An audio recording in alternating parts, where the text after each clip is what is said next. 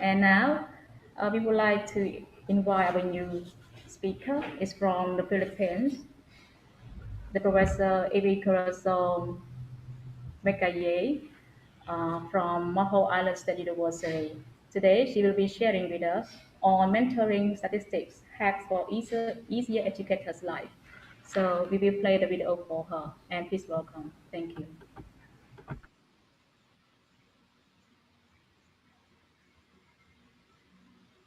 I am Ivy Corazon A. Mangayay, a Doctor of Philosophy and Statistics. Currently, I am the Faculty President of Bohol Island State University, a university here in the Philippines.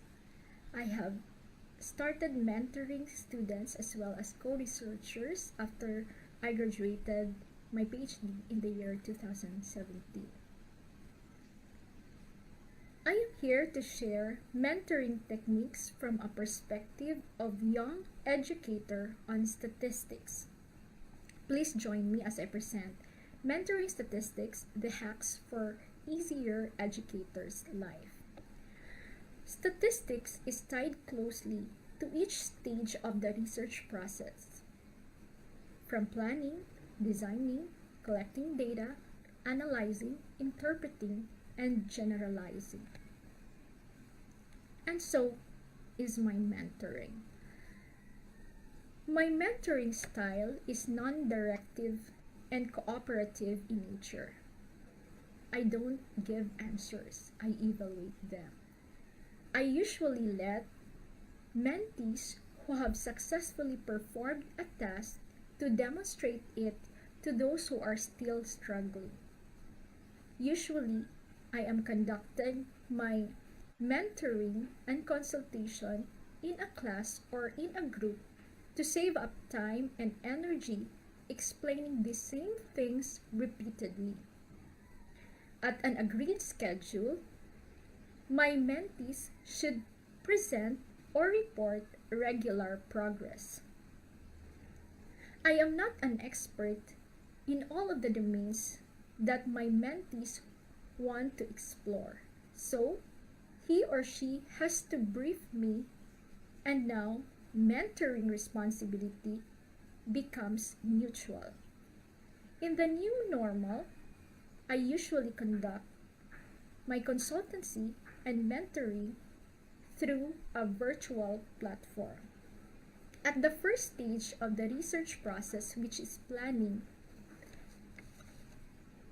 I call this stage in my statistical mentoring as statistical engineering and warehousing. At this stage, my mentee should be able to convince me that the objectives in mind are plausible and statistically attainable. He has to answer the following questions. Are the data available? Where will you collect your data? What variables do you intend to measure? Are they measurable? How? What relationship of variables do you wish to understand? Is it logical and scientific to explore the relationship you intend to measure? One would notice that before a mentee could answer the questions mentioned, he has read a lot of literature. Here, we seem to have the first round of defense. If the mentee cannot even determine the variable under study and identify dependent and independent variable, it is not yet mature to proceed to the next step. Otherwise, everything else would be more difficult. The mentee has to spend time reading more. In the next stage, which is designing, I call it statistical architecture. Here, statistics sketches a more precise blueprint of the study at the research designing stage. My role here is to advise how to structure the design's statistical details to assure the credibility of the adopted research methodology. However, my mentee must first lay down the research process he wants to undertake. I am there to see that it is within the negotiable methodology's salient characteristics. If it is a survey, we should have point by point strategies to identify respondents, to ensure validity and reliability of instruments, to make sure proper administration of questionnaire, and to have correct data management, data processing, and data analysis. If it is an experiment, the framework should include assigning experimental units scientifically. Another is to control source of bias to see the relationship of variables clearly. At the next stage, which is collecting data, I call it statistical data generation. We have to remind ourselves that the elegance and the design of the study is difficult and even impossible to attain when the data is a garbage data. I am the first verifier of the survey questionnaire, the first respondent of the pilot testing. I have to make sure that I understand what responses they want to get from me should I be the actual respondent. I want to be confident that our instrument successfully carried out our objectives. The experimental setup has to be manageable and controllable. We should meticulously observe, especially at the start of the investigation. Should there be a need to reset the experiment, it would not cost much. At the next stage, which is analyzing, I call it statistical algorithms.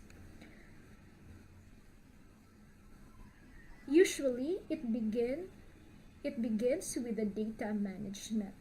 I can see that most of my mentees struggles with data management. And I advise them to structure creatively to suit the desired consolidation and analysis. It is essential to choose the statistical software we intend to use beforehand and examine the data structure that the software demands. If one wishes to run the analysis using our software, I advise them to closely observe our software's data structure to run the analysis successfully.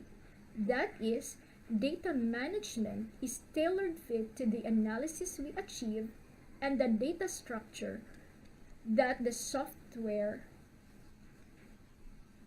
demands. Once the data is creatively structured, we will make sure that the data meets zero error. That is, all the data entries are correct. I would ask one group to randomly check entries and see if it matches the data record's real responses.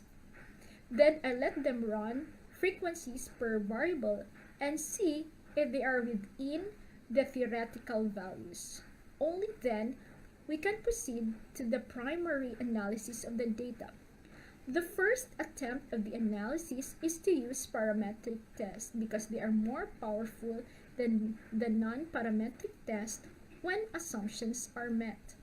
One can shift to non-parametric tests if the data does not satisfy the assumptions of parametric test.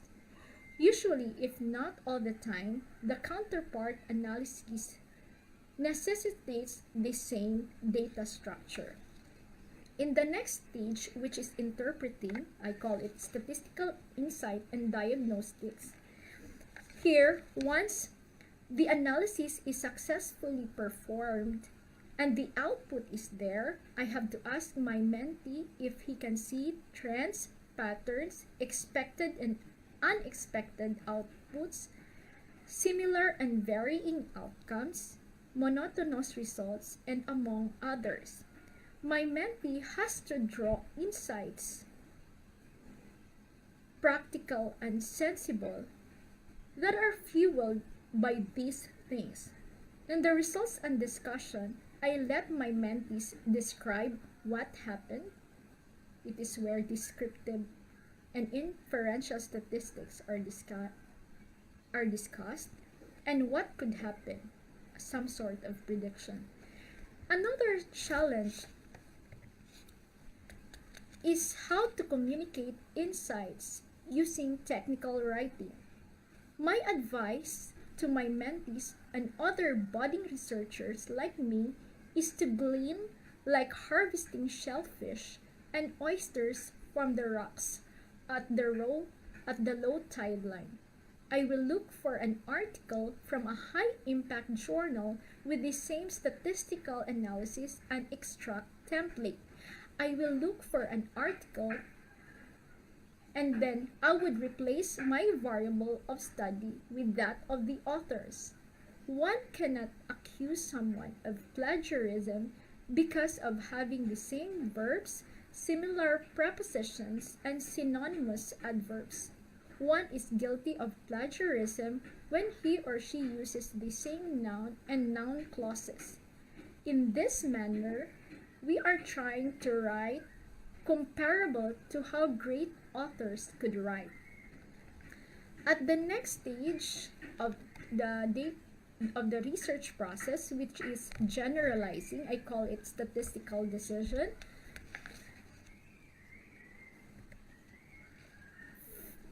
From interpreting separate sections of analysis, now is the time to arrive at an appropriate conclusions or generalization. I usually give that time for a short holiday break before writing them. The break gives time to weave all the findings and results and develop a vital and critical takeaways of the research findings. When one is too much engrossed with minute statistical details, one fails to see the bigger picture. I give them time to go out the nitty-gritty of statistics and ponder while laying down on a comfortable sofa at a staycation. In carrying out statistical mentoring from planning to generalizing, I came across different challenges. Some mentees came unprepared and would test your patience. Some came overly prepared and confident that their ideas may be great but are not statistically possible. Many came rushing to finish the dissertation and would go for a shortcut and go away with random sampling, test of assumptions, test of zero error on data encoding, and other quality assurance protocols. Others have a helping hand in performing the test and could not anymore connect the dots. Some also have a little or no background in statistics. As a young mentor who even sometimes mentor older than me, I must be firm with what is negotiable and not. Despite all this, a mentor's prize is the fulfillment of witnessing the growth of a mentee from day one till the end. Aside from the intellectual progress, I can see a more robust individual. Imagine learning statistical software alone is quite a challenge. On top of the other, a mentee overcame all these, which is a sign of resiliency that he brings along throughout his life. I hope that you take away some tips from the techniques I have shared to you and hopefully make your mentoring lives more effortless in the future. I'll end by leaving you a must-have list that a mentor in statistics should have. One is statistical content knowledge, two is pedagogical knowledge, third is statistical technology knowledge, and then smart techniques in between, and most especially patience. Once again, a pleasant day to all of you.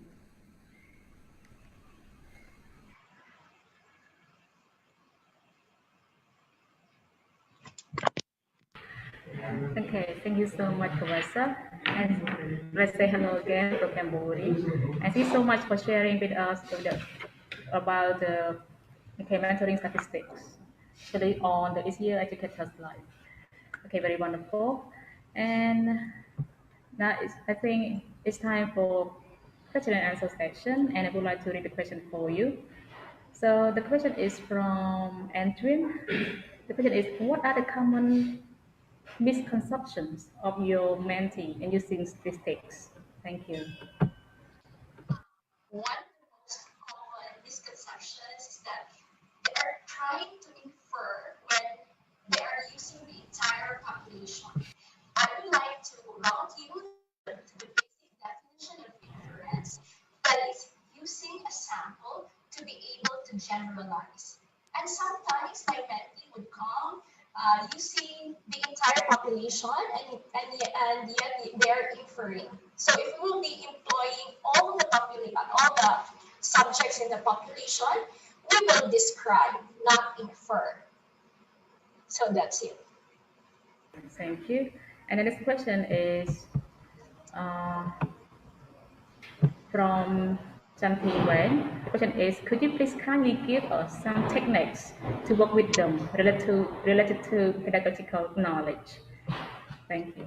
Yes. Uh, that's quite a hard question considering that I have still few years of mentoring. I have started mentoring the year 2017, and every day, every mentee is a learning experience. But um, the I think the most important and I think the most effective way to teach statistics is you have to teach them part by part. Like for example, if we are teaching regression, don't bombard your mentees with information from assumption to interpretation. So we will work first with assumptions, and then after because I think the mentees have a good feeling if they have successfully do some things in the entire process. Now, if you require them to work from assumptions to interpretation all at once, I mean, it will take time before they can feel successful. So we have to teach them part by part. And we will not proceed to another step or another stage unless everything else is settled in that section or that stage of their um, research process. Okay, thank you. Another question from Mr. Lee Ho. He stated that learning statistics is one of the most difficult, especially for those who have no background in statistics. How can you deal with this? Thank you. As what I've mentioned, we are going to solve the problem part by part, and then um, just to inspire you, I have many mentees who cannot even solve mean median mode, and in day one, but after that one, they were able to interpret by themselves as high as discriminant analysis, that's multivariate analysis. So the key there is to really work part by part so that they will not be overwhelmed with the work. And just to inspire the rest of the audience, I am my undergraduate course is not statistics. Me too, when I entered the University of the Philippines, I only know how to compute mean median mode. I don't know how to use it and when to use it. But that is also my formula. I understand and I learn statistics little by little so that the information will be there, not it will not go somewhere else. Meaning you really have to chew your food carefully, just like statistics. Because if you are going to chew all of it, you will be overwhelmed and you will forget the taste. So it's statistics is like that. You have to enjoy every step of the way. Thank you for explanation. Next question is again from Entwin. What is your thought of using Sloan's formula? Thank you. Slovene's formula, there is no formula for something named after uh, a surname or a name Slovene. The last that we can hear of that formula is uh, in the book of Yamane. Actually, there's one article published on the misuse of Slovene's formula. It produces unnecessarily high sample size and it is for the estimation of proportion. Now, if our aim is to estimate averages, then Slovene's formula is not fit for that. So we have experimented, our mentees and I have experimented using Slovene's formula. It produces unnecessarily high sample size. So what is the disadvantage if we are using unnecessarily high sample size? So it will cost much.